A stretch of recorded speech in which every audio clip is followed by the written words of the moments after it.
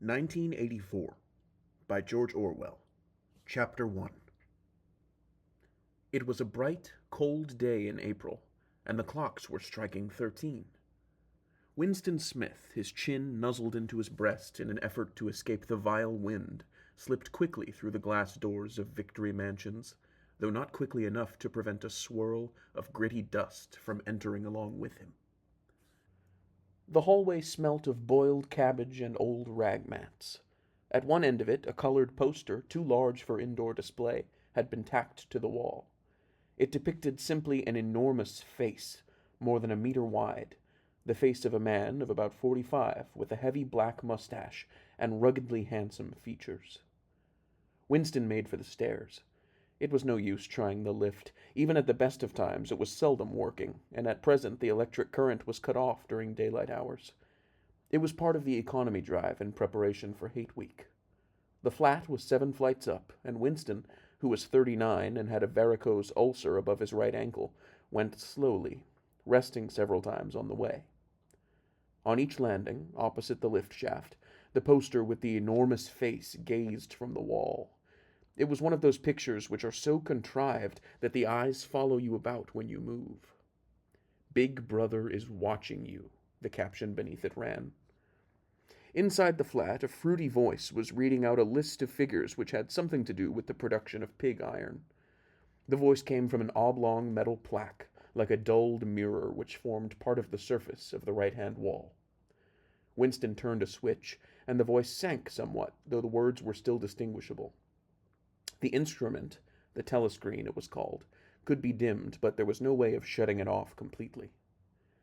He moved over to the window. A smallish, frail figure, the meagerness of his body merely emphasized by the blue overalls which were the uniform of the party. His hair was very fair, his face naturally sanguine, his skin roughened by coarse soap and blunt razor blades and the cold of the winter that had just ended. Outside, even through the shut window pane, the world looked cold. Down in the street, little eddies of wind were whirling dust and torn paper into spirals, and though the sun was shining and the sky a harsh blue, there seemed to be no color in anything, except the posters that were plastered everywhere. The black mustachioed face gazed down from every commanding corner. There was one on the house front immediately opposite. "Big Brother is watching you," the caption said, while the dark eyes looked deep into Winston's own. Down at street level, another poster, torn at one corner, flapped fitfully in the wind, alternately covering and uncovering the single word, Ingsoc. In the far distance, a helicopter skimmed down between the roofs, hovered for an instant like a bluebottle, and darted away again with a curving flight. It was the police patrol, snooping into people's windows. The patrols did not matter, however. Only the thought police mattered. Behind Winston's back, the voice from the telescreen was still babbling away about pig iron and the overfulfillment of the 9th three-year plan. The telescreen received and transmitted simultaneously. Any sound that Winston made, above the level of a very low whisper, would be picked up by it. Moreover, so long as he remained within the field of vision which the metal plaque commanded, he could be seen as well as heard. There was of course no way of knowing whether you were being watched at any given moment. How often or on what system the thought police plugged in on any individual wire was guesswork. It was even conceivable that they watched everybody all the time. But at any rate, they could plug in your wire whenever they wanted to. You had to live, did live, from habit that became instinct, in the assumption that every sound you made was overheard, and, except in darkness, every movement scrutinized. Winston kept his back turned to the telescreen. It was safer, though, as he well knew, even a back can be revealing. A kilometer away, the Ministry of Truth, his place of work, towered vast and white above the grimy landscape. This, he thought with a sort of vague distaste, this was London, chief city of Airstrip 1, itself the third most populous of the provinces of Oceania. He tried to squeeze out some childhood memory that should tell him whether London had always been quite like this. Were there always these vistas of rotting 19th century houses, their sides shored up with bulks of timber, their windows patched with cardboard, and their roofs with corrugated iron, their crazy garden walls sagging in all directions? And the bombed sites where the plaster dust swirled in the air and the willow herb straggled over the heaps of rubble, and the places where the bombs had cleared a larger patch and there had sprung up sordid colonies of wooden dwellings like chicken houses. But it was no use. He could not remember. Nothing remained of his childhood except a series of bright lit tableaux occurring against no background and mostly unintelligible. The Ministry of Truth, Minitru in Newspeak. Newspeak was the official language of Oceania. For an account of its structure and etymology, see the appendix. Was startlingly different from any other object in sight. It was an enormous pyramidal structure of glittering white concrete, soaring up, terrace after terrace, 300 meters into the air. From where Winston stood, it was just possible to read, picked out on its white face in elegant lettering, the three slogans of the party. War is peace, freedom is slavery, ignorance is strength. The Ministry of Truth contained, it was said, 3,000 rooms above ground level, and corresponding ramifications below. Scattered about London, there were just 3 other buildings of similar appearance and size. So completely did they dwarf the surrounding architecture that from the roof of Victory Mansions you could see all 4 of them simultaneously. They were the homes of the 4 ministries between which the entire apparatus of government was divided. The Ministry of Truth, which concerned itself with news, entertainment, education, and the fine arts. The Ministry of Peace, which concerned itself with war. The Ministry of Love, which maintained law and order. And the Ministry of Plenty, which was responsible for economic affairs. Their names in Newspeak: Minitru, Minipax, Minilove, and Miniplenty. The Ministry of Love was the really frightening one. There were no windows in it at all. Winston had never been inside the Ministry of Love, nor within half a kilometer of it. It was a place impossible to enter except on official business, and then only by penetrating through a maze of barbed wire entanglements, steel doors, and hidden machine-gun nests. Even the streets leading up to its outer barriers were roamed by gorilla-faced guards in black uniforms, armed with jointed truncheons. Winston turned around abruptly. He had set his features into the expression of quiet optimism which it was advisable to wear when facing the telescreen. He crossed the room into the tiny kitchen. By leaving the ministry at this time of day, he had sacrificed his lunch in the canteen, and he was aware that there was no food in the kitchen except a hunk of dark-colored bread which had got to be saved for tomorrow's breakfast. He took down from the shelf a bottle of colorless liquid with a plain white label marked Victory Gin. It gave off a sickly, oily smell, as of Chinese rice spirit. Winston poured out nearly a teacupful, nerved himself for a shock, and gulped it down like a dose of medicine. Instantly, his face turned scarlet and the water ran out of his eyes. The stuff was like nitric acid, and, moreover, in swallowing it one had the sensation of being hit on the back of the head with a rubber club. The next moment, however, the burning in his belly died down, and the world began to look more cheerful. He took a cigarette from a crumpled packet marked Victory Cigarettes, and incautiously held it upright, whereupon the tobacco fell out onto the floor. With the next he was more successful. He went back to the living room and sat down at a small table that stood to the left of the telescreen. From the table drawer he took out a pen holder, a bottle of ink, and a thick quarto-sized blank book with a red back and a marbled cover. For some reason, the telescreen in the living room was in an unusual position. Instead of being placed, as was normal, in the end wall where it could command the whole room, it was in the longer wall opposite the window. To one side of it there was a shallow alcove in which Winston was now sitting, and which, when the flats were built, had probably been intended to hold bookshelves. By sitting in the alcove and keeping well back, Winston was able to remain outside the range of the telescreen, so far as sight went. He could be heard, of course, but so long as he stayed in his present position, he could not be seen. It was partly the unusual geography of the room that had suggested to him the thing that he was now about to do, but it had also been suggested by the book that he had just taken out of the drawer. It was a peculiarly beautiful book.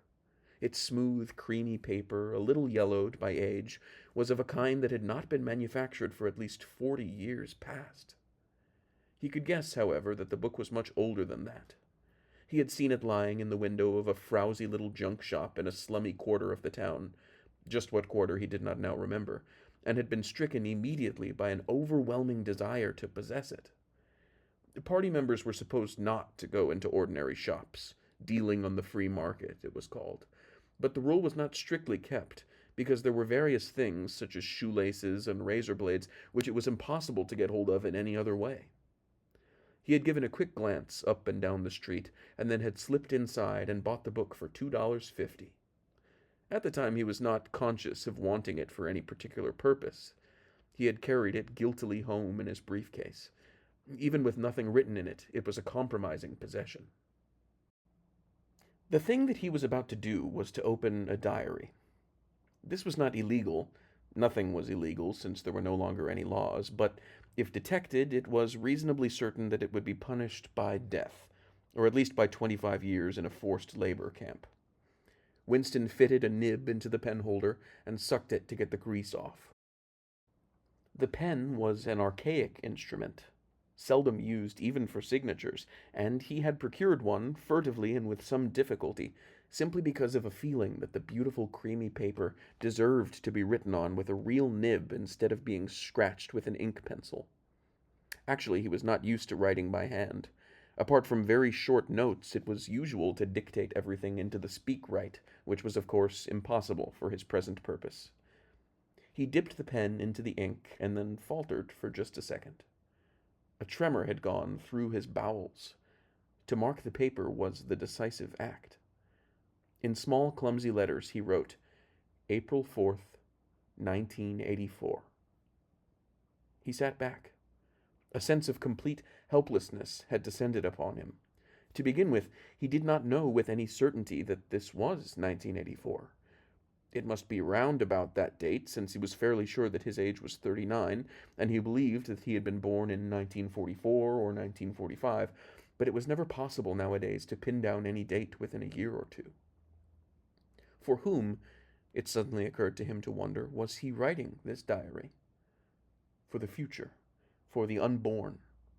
His mind hovered for a moment round the doubtful date on the page, and then fetched up with a bump against the newspeak word, doublethink. For the first time the magnitude of what he had undertaken came home to him. How could you communicate with the future? It was of its nature impossible. Either the future would resemble the present, in which case it would not listen to him, or it would be different from it, and his predicament would be meaningless. For some time he sat gazing stupidly at the paper. The telescreen had changed over to strident military music. It was curious that he seemed not merely to have lost the power of expressing himself, but even to have forgotten what it was that he had originally intended to say. For weeks past he had been making ready for this moment, and it had never crossed his mind that anything would be needed except courage. The actual writing would be easy. All he had to do was to transfer to paper the interminable, restless monologue that had been running inside his head literally for years. At this moment, however, even the monologue had dried up. Moreover, his varicose ulcer had begun itching unbearably. He dared not scratch it, because if he did so, it always became inflamed. The seconds were ticking by. He was conscious of nothing except the blankness of the page in front of him, the itching of the skin above his ankle, the blaring of the music, and a slight booziness caused by the gin. Suddenly, he began writing in sheer panic, only imperfectly aware of what he was setting down. His small but childish handwriting straggled up and down the page, shedding first its capital letters and finally even its full stops. April 4th, 1984. Last night to the flicks. All war films. One very good, one of a ship full of refugees being bombed somewhere in the Mediterranean. Audience much amused by shots of a great huge fat man trying to swim away with a helicopter after him. First you saw him wallowing along in the water like a porpoise, then you saw him through the helicopter's gun sights, then he was full of holes, and the sea round him turned pink, and he sank as suddenly as though the holes had let in the water, audience shouting with laughter when he sank. Then you saw a lifeboat full of children with a helicopter hovering over it. There was a middle-aged woman, might have been a Jewess, sitting up in the bow with a little boy about 3 years old in her arms. Little boy screaming with fright and hiding his head between her breasts as if he was trying to burrow right into her, and the woman putting her arms round him and comforting him, although she was blue with fright herself, all the time covering him up as much as possible, as if she thought her arms could keep the bullets off him. Then the helicopter planted a 20-kilo bomb in among them, terrific flash, and the boat went all to matchwood. Then there was a wonderful shot of a child's arm going up, up, up, up, right up into the air. A helicopter with a camera in its nose must have followed it up, and there was a lot of applause from the party seats, but a woman down in the prole part of the house suddenly started kicking up a fuss and shouting, "They didn't oughter have showed it. Not in front of kids. They didn't. It ain't right. Not in front of kids." It ain't until the police turned her out. I don't suppose anything happened to her. Nobody cares what the proles say. Typical prole reaction. They never... Winston stopped writing, partly because he was suffering from cramp. He did not know what had made him pour out this stream of rubbish, but the curious thing was that while he was doing so, a totally different memory had clarified itself in his mind, to the point where he almost felt equal to writing it down. It was, he now realized, because of this other incident that he had suddenly decided to come home and begin the diary today. It had happened that morning at the ministry, if anything so nebulous could be said to happen. It was nearly 1100, and in the records department, where Winston worked, they were dragging the chairs out of the cubicles and grouping them in the center of the hall opposite the big telescreen, in preparation for the 2 minutes hate. Winston was just taking his place in one of the middle rows when two people whom he knew by sight but had never spoken to came unexpectedly into the room. One of them was a girl whom he often passed in the corridors. He did not know her name, but he knew that she worked in the fiction department. Presumably, since he had sometimes seen her with oily hands and carrying a spanner, she had some mechanical job on one of the novel-writing machines. She was a bold-looking girl of about 27, with thick hair, a freckled face, and swift, athletic movements. A narrow scarlet sash, emblem of the Junior Anti-Sex League, was wound several times round the waist of her overalls, just tightly enough to bring out the shapeliness of her hips. Winston had disliked her from the very first moment of seeing her. He knew the reason. It was because of the atmosphere of hockey fields and cold baths and community hikes and general clean-mindedness which she managed to carry about with her. He disliked nearly all women, and especially the young and pretty ones. It was always the women, and above all the young ones, who were the most bigoted adherents of the party, the swallowers of slogans, the amateur spies, and nosers out of unorthodoxy. But this particular girl gave him the impression of being more dangerous than most. Once, when they passed in the corridor, she gave him a quick, sidelong glance which seemed to pierce right into him, and for a moment had filled him with black terror. The idea even crossed his mind that she might be an agent of the thought police. That, it was true, was very unlikely. Still, he continued to feel a peculiar uneasiness, which had fear mixed up in it as well as hostility, whenever she was anywhere near him. The other person was a man named O'Brien, a member of the inner party and holder of some post so important and remote that Winston had only a dim idea of its nature. A momentary hush passed over the group of people round the chairs as they saw the black overalls of an inner party member approaching. O'Brien was a large, burly man with a thick neck and a coarse, humorous, brutal face. In spite of his formidable appearance, he had a certain charm of manner. He had a trick of resettling his spectacles on his nose, which was curiously disarming, in some indefinable way, curiously civilized. It was a gesture which, if anyone had still thought in such terms, might have recalled an 18th-century nobleman offering his snuff-box. Winston had seen O'Brien perhaps a dozen times in almost as many years. He felt deeply drawn to him, and not solely because he was intrigued by the contrast between O'Brien's urbane manner and his prize fighter's physique. Much more, it was because of a secretly held belief, or perhaps not even a belief, merely a hope, that O'Brien's political orthodoxy was not perfect. Something in his face suggested it irresistibly. And again, perhaps it was not even unorthodoxy that was written in his face, but simply intelligence. But at any rate, he had the appearance of being a person that you could talk to if somehow you could cheat the telescreen and get him alone. Winston had never made the smallest effort to verify this guess. Indeed, there was no way of doing so. At this moment, O'Brien glanced at his wristwatch, saw that it was nearly 1100, and evidently decided to stay in the records department until the 2 minutes hate was over. He took a chair in the same row as Winston, a couple of places away. A small, sandy-haired woman who worked in the next cubicle to Winston was between them. The girl with dark hair was sitting immediately behind. The next moment, a hideous, grinding speech, as of some monstrous machine running without oil, burst from the big telescreen at the end of the room. It was a noise that set one's teeth on edge and bristled the hair at the back of one's neck. The hate had started. As usual, the face of Emmanuel Goldstein, the enemy of the people, had flashed onto the screen. There were hisses here and there among the audience. The little sandy-haired woman gave a squeak of mingled fear and disgust. Goldstein was the renegade and backslider who once, long ago, how long ago nobody quite remembered, had been one of the leading figures of the party, almost on a level with Big Brother himself, and then had engaged in counter-revolutionary activities, had been condemned to death, and had mysteriously escaped and disappeared. The programs of the 2 Minutes Hate varied from day to day, but there was none in which Goldstein was not the principal figure. He was the primal traitor, the earliest defiler of the party's purity. All subsequent crimes against the party, all treacheries, acts of sabotage, heresies, deviations, sprang directly out of his teaching.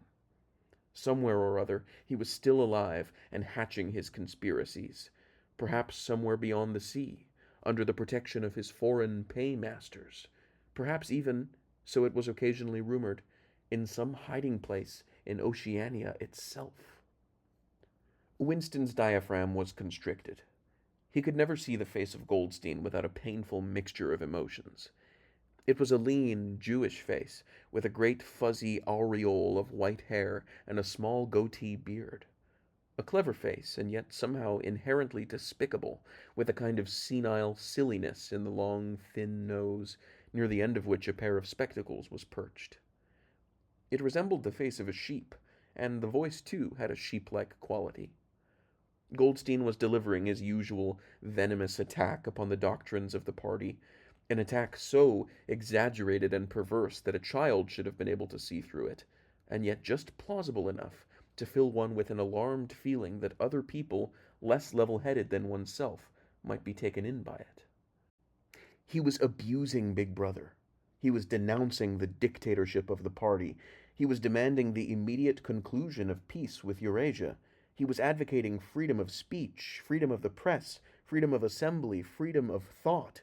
He was crying hysterically that the revolution had been betrayed, and all this in rapid polysyllabic speech, which was a sort of parody of the habitual style of the orators of the party, and even contained newspeak words. More newspeak words, indeed, than any party member would normally use in real life.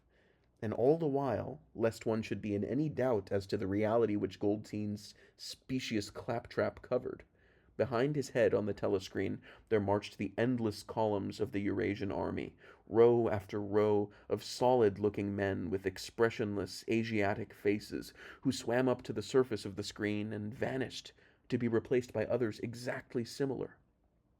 The dull, rhythmic tramp of the soldiers' boots formed the background to Goldstein's bleating voice. Before the hate had proceeded for 30 seconds, uncontrollable exclamations of rage were breaking out from half the people in the room. The self-satisfied, sheep-like face on the screen and the terrifying power of the Eurasian army behind it were too much to be borne. Besides, the sight or even the thought of Goldstein produced fear and anger automatically. He was an object of hatred more constant than either Eurasia or East Asia, since when Oceania was at war with one of these powers, it was generally at peace with the other.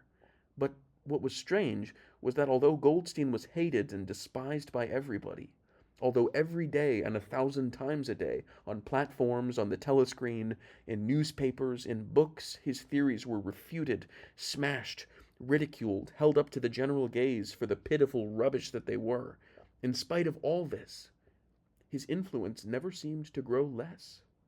Always there were fresh dupes waiting to be seduced by him. A day never passed when spies and saboteurs acting under his directions were not unmasked by the thought police. He was the commander of a vast shadowy army, an underground network of conspirators dedicated to the overthrow of the state.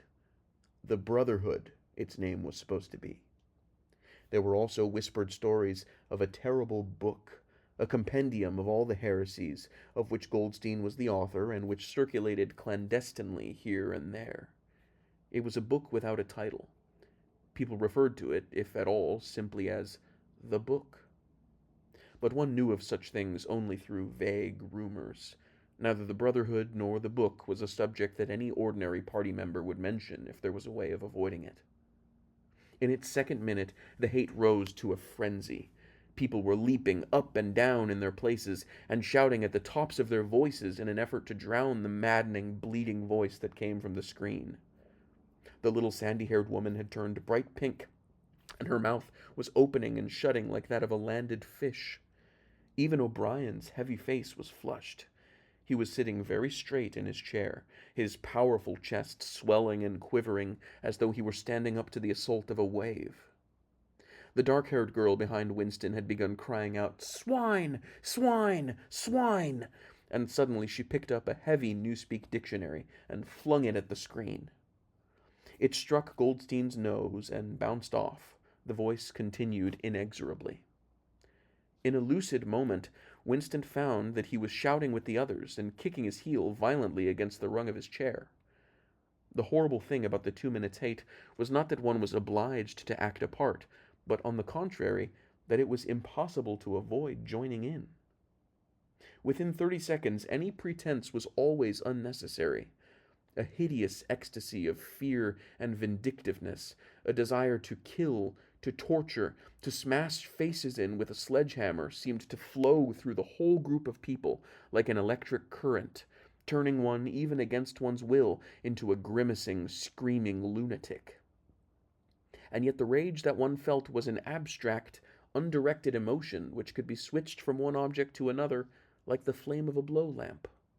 Thus, at one moment Winston's hatred was not turned against Goldstein at all, but, on the contrary, against Big Brother, the party, and the thought police, and at such moments his heart went out to the lonely, derided heretic on the screen, sole guardian of truth and sanity in a world of lies. And yet the very next instant he was at one with the people about him, and all that was said of Goldstein seemed to him to be true.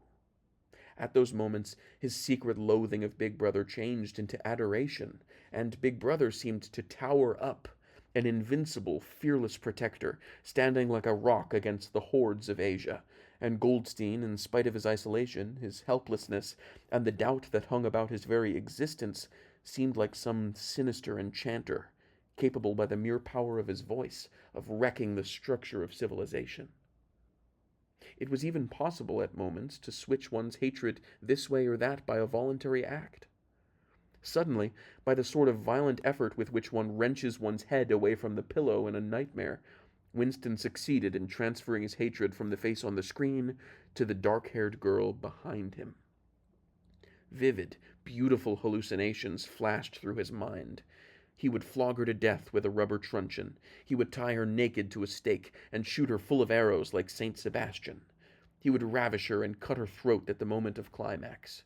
Better than before, moreover, he realized why it was that he hated her. He hated her because she was young and pretty and sexless, because he wanted to go to bed with her and would never do so, because round her sweet, supple waist, which seemed to ask you to encircle it with your arm, there was only the odious scarlet sash, aggressive symbol of chastity. The hate rose to its climax.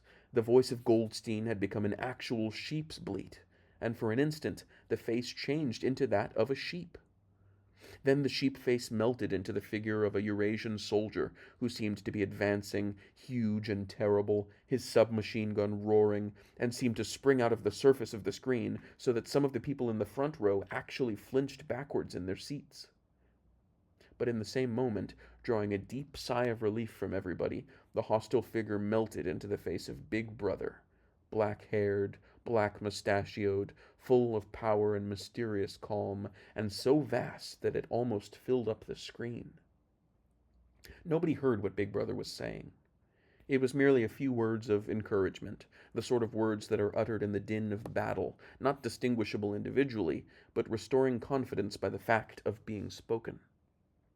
Then the face of Big Brother faded away again, and instead the three slogans of the party stood out in bold capitals. War is peace. Freedom is slavery. Ignorance is strength. But the face of Big Brother seemed to persist for several seconds on the screen, as though the impact that it had made on everyone's eyeballs was too vivid to wear off immediately. The little sandy-haired woman had flung herself forward over the back of the chair in front of her. With a tremulous murmur that sounded like, "My Savior!" she extended her arms towards the screen. Then she buried her face in her hands. It was apparent that she was uttering a prayer. At this moment, the entire group of people broke into a deep, slow, rhythmical chant of B, B, B, B, over and over again, very slowly with a long pause between the first B and the second. A heavy, murmurous sound, somehow curiously savage, in the background of which one seemed to hear the stamp of naked feet and the throbbing of tom-toms. For perhaps as much as 30 seconds they kept it up. It was a refrain that was often heard in moments of overwhelming emotion. Partly it was a sort of hymn to the wisdom and majesty of Big Brother, but still more it was an act of self-hypnosis, a deliberate drowning of consciousness by means of rhythmic noise. Winston's entrails seemed to grow cold. In the 2 minutes' hate, he could not help sharing in the general delirium, but this subhuman chanting of B, B, B, B, always filled him with horror. Of course, he chanted with the rest. It was impossible to do otherwise. To dissemble your feelings, to control your face, to do what everyone else was doing was an instinctive reaction. But there was a space of a couple of seconds during which the expression of his eyes might conceivably have betrayed him. And it was exactly at this moment that the significant thing happened. If indeed it did happen. Momentarily he caught O'Brien's eye. O'Brien had stood up. He had taken off his spectacles and was in the act of resettling them on his nose with his characteristic gesture. But there was a fraction of a second when their eyes met, and for as long as it took to happen, Winston knew, yes, he knew, that O'Brien was thinking the same thing as himself. An unmistakable message had passed. It was as though their two minds had opened, and the thoughts were flowing from one into the other through their eyes. "I am with you," O'Brien seemed to be saying to him. "I know precisely what you are feeling. I know all about your contempt, your hatred, your disgust. But don't worry. I am on your side." And then the flash of intelligence was gone, and O'Brien's face was as inscrutable as everybody else's. That was all, and he was already uncertain whether it had happened. Such incidents never had any sequel. All that they did was to keep alive in him the belief or hope that others besides himself were the enemies of the party. Perhaps the rumors of vast underground conspiracies were true after all. Perhaps the Brotherhood really existed. It was impossible, in spite of the endless arrests and confessions and executions, to be sure that the Brotherhood was not simply a myth. Some days he believed in it, some days not. There was no evidence, only fleeting glimpses that might mean anything or nothing. Snatches of overheard conversation, faint scribbles on lavatory walls. Once, even, when two strangers met, a small movement of the hand which had looked as though it might be a signal of recognition. It was all guesswork. Very likely he had imagined everything. He had gone back to his cubicle without looking at O'Brien again. The idea of following up their momentary contact hardly crossed his mind. It would have been inconceivably dangerous even if he had known how to set about doing it. For a second, 2 seconds, they had exchanged an equivocal glance, and that was the end of the story. But even that was a memorable event in the locked loneliness in which one had to live. Winston roused himself up and sat straighter. He let out a belch. The gin was rising from his stomach. His eyes refocused on the page. He discovered that while he sat helplessly musing, he had also been writing, as though by automatic action. And it was no longer the same cramped, awkward handwriting as before.